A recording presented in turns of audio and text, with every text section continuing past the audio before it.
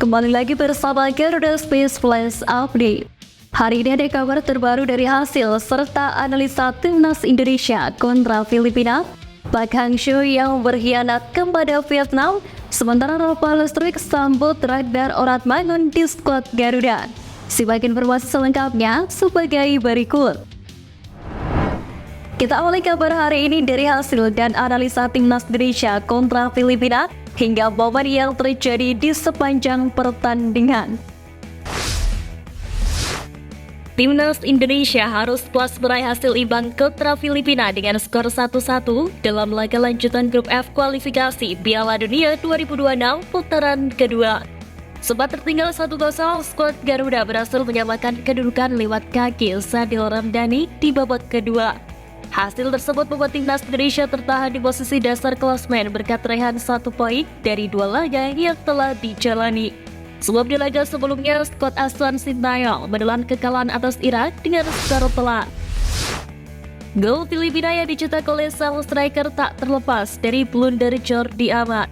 Berawal dari salah kontrol, Filipina mampu melancarkan serangan cepat.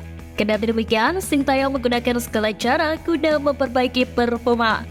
Namun baru babak kedua, Sadil Ramdhani tampil sebagai pahlawan usai mencetak gol ciamik. Berawal dari kerja keras Kambuaya, Sadil Ramdhani mampu melakukan finishing yang sempurna. Menariknya, Sadil Ramdhani melakukan selebrasi tepat di depan Daisuke Sato. Sebab bek Persib Bandung tersebut kerap berduel dengan Sadil Ramdhani di sisi kanan. Hasil imbang kontra Filipina membuktikan bahwa skuad Garuda masih memerlukan banyak evaluasi, terutama pada laga tandang.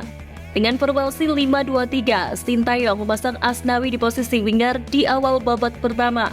Hasilnya skuad Garuda tidak mampu tampil adaptif di kandang lawan. Hingga akhirnya Asnawi kembali di posisi asli bek kanan usai Sandy Walsh ditarik keluar. Terlepas dari performa buruk para pemain, kualitas rumput Stadion Rizal Memorial juga tampak menyulitkan para pemain. Permainan kasar Filipina hingga kerap memprovokasi, mengingatkan pecinta sepak bola tanah air pada permainan Vietnam saat jumpa timnas Indonesia. Di lain sisi, keputusan wasit sendiri kerap merugikan skuad Garuda. Kendati demikian, rentetan hasil negatif di 2 laga kali ini membuktikan bahwa Sintayong masih memerlukan banyak evaluasi guna menatap laga yang lebih berat ke depannya. Kita masuk ke kabar selanjutnya, ada Sintayong yang memuji peningkatan performa Filipina hingga Pak Hangzhou yang siap berkhianat melatih Thailand. Terlepas dari hasil laga yang telah terjadi, Sintayong mengakui timnas Filipina mengalami peningkatan dibanding saat bertemu di fase grup Piala AFF 2022. Sebab dalam laga yang digelar di Stadion Rizal Memorial pada 2 Januari 2023 lalu, skuad Garuda berhasil menang dengan skor 2-1. Sintayong menilai bahwa banyaknya punggawa Filipina yang berkarir di Indonesia cukup berpengaruh. Kendati demikian, pelatih asal Korea Selatan tersebut menegaskan skuad Garuda telah mengeluarkan kemampuan terbaik. Posisi pelatih timnas Thailand Alexander Polking yang berada di ujung tanduk setelah skuad Gajah Perang kalah 2-1 atas Cina membuat Pak Hangzhou menjadi satu sosok calon pengganti. Menurut laporan Soha, Pak Hangzhou mendapat tawaran untuk menangani timnas Thailand lantaran telah 10 bulan menganggur. Bahkan masih menurut Soha yang mengutip dari Gol Thailand, Pak Hangzhou mengeluarkan pernyataan tegas. Pelatih asal Korea Selatan itu siap dibenci supporter timnas Vietnam demi menangani timnas Thailand. Saya tidak pernah takut dengan reaksi negatif fans Vietnam. Jika saya menerima tawaran yang sangat bagus, kenapa harus khawatir dengan reaksi fans? Saya tidak pernah memikirkan hal itu, ucap Pak Hangzhou. Mantan pelatih Malaysia Tan Cheng Ho pernah memberikan komentar jujur soal sepak bola Indonesia. Kala itu Tan Cheng Ho menjadi salah satu korban taktik Sintayong kala dipermalukan timnas Indonesia dengan skor 4-1 di Piala AFF 2020 lalu. Tan Cheng Ho mengaku jika Indonesia bermain dengan sangat cepat. Pria yang kini berusia 55 tahun itu juga merasa jika Indonesia bermain bagus sebagai sebuah tim dan bukan hanya satu orang. Kekalahan tersebut membuat Tan Cheng Ho mengundurkan diri dan digantikan oleh Kim Pan-gon. Sayangnya di era pelatih yang baru, timnas Malaysia dan timnas Indonesia belum pernah sekalipun bertemu. Beralih ke kabar dari PSSI, ada potensi terbentuk timnas Indonesia hingga Hassani Abdul Ghani yang membocorkan adanya pihak anti naturalisasi. PSSI memiliki wacana untuk membentuk kerangka timnas Indonesia yang berkompetisi di Elite Pro Academy Liga 1. Ada tim A dan B yang akan diikutkan dalam IPA U16 dan U18 2024-2025. IPL Liga 1 2023-2024 dibuat sangat menarik oleh PSSI bersama PT LIB. Untuk pertama kalinya pertandingan digelar dengan sistem kandang dan tandang. Dalam setiap pertemuan, dua klub yang berduel membawa tim usia 16 tahun, 18 tahun, dan 20 tahun. Mereka bertanding 2 kali dalam 2 hari hingga memungkinkan setiap klub menampilkan seluruh skuadnya. Ada 2 tim yang disebut sebagai Timnas U16A dan Timnas U16B di IPL Liga 1 U16.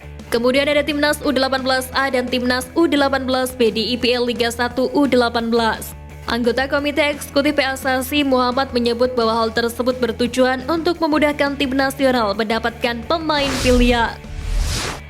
Ex-Exco PSSI Hasani Abdul Ghani mengakui ada pihak yang memang anti terhadap pemain naturalisasi timnas Indonesia. Hal itu ia ungkapkan dalam sebuah acara podcast bersama Exco PSSI Arya Sinulinga. Hasani Abdul Ghani menilai beberapa pihak tersebut sensitif lantaran menganggap naturalisasi bisa membunuh talenta muda tanah air. Kendati demikian, Hasani Abdul Ghani menegaskan bahwa cara berpikir tersebut tidak akan membuat timnas Indonesia maju. Pasalnya, naturalisasi di bawah arahan Sintayong memiliki visi yang jelas untuk membantu pengembangan para pemain demi mengangkat permainan skuad Garuda. Hadirnya Ragnar Oratmangun akan menambah persaingan di pos lini depan timnas Indonesia. Tentu hal ini menjadi ancaman tersendiri bagi para penyerang timnas Indonesia saat ini termasuk Rafael Struijk. Meskipun begitu, Struijk justru tidak gentar bersaing. Pemain keturunan tersebut malah ingin mengenal lebih dekat sosok Ragnar yang akan menjadi rekan baru sekaligus saingannya nanti. Diketahui Struijk dan Ragnar terpisah kasta di Liga Belanda. Struijk membela ADO Den Haag yang bermain di Liga 2 Belanda, sedangkan Ragnar berkiprah di kasta teratas bersama Fortuna Sittard. Di kabar penutup ada Sintayong yang mengapresiasi perjuangan timnas Indonesia U17 hingga alasan Amar Brik dan Welber Jardim yang bisa membela negara lain. Sintayong memberikan penilaian positif untuk timnas Indonesia U17 meski tersingkir dari fase grup Piala Dunia U17 2023. Pelatih asal Korea Selatan itu melihat para pemain potensial dari skuad Garuda Asia. Sintayong menegaskan yang paling terpenting adalah para pemain timnas Indonesia U17 jangan berpuas diri, sebab mereka harus menggali potensi yang dimiliki agar makin berkembang ke depan. Sintayong optimistis para pemain akan makin berkualitas ke depan. Dia menilai setiap pemain akan menemukan karakter permainan masing-masing yang lebih melekat untuk menunjang performa di lapangan. Para pemain timnas Irak dibuat kesal oleh kandang Vietnam yakni Stadion Maidin. Selain lantaran kualitas rumput yang buruk saat menjalani pertandingan, momen sial dirasakan pemain Irak saat sistem sprinkle otomatis yang ada di Stadion Maidin menyemprotkan air secara tiba-tiba. Dikutip dari media Vietnam The Tao 24/7, hal tersebut membuat beberapa pemain Irak dan peralatan latihan menjadi basah. Diketahui Vietnam sendiri dikenal kurang menghargai lawan lantaran kerap menyediakan fasilitas yang buruk hingga merugikan. Pemain keturunan Amar Brik dan Welber Jardim ternyata bisa bela negara lain meski telah memperkuat timnas Indonesia U17 di Piala Dunia U17 2023.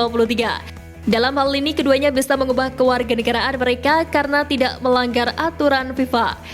Sebagai informasi, aturan FIFA menyatakan pemain tak bisa membela negara lain jika sudah melakoni 3 caps bersama tim nasional senior di suatu negara.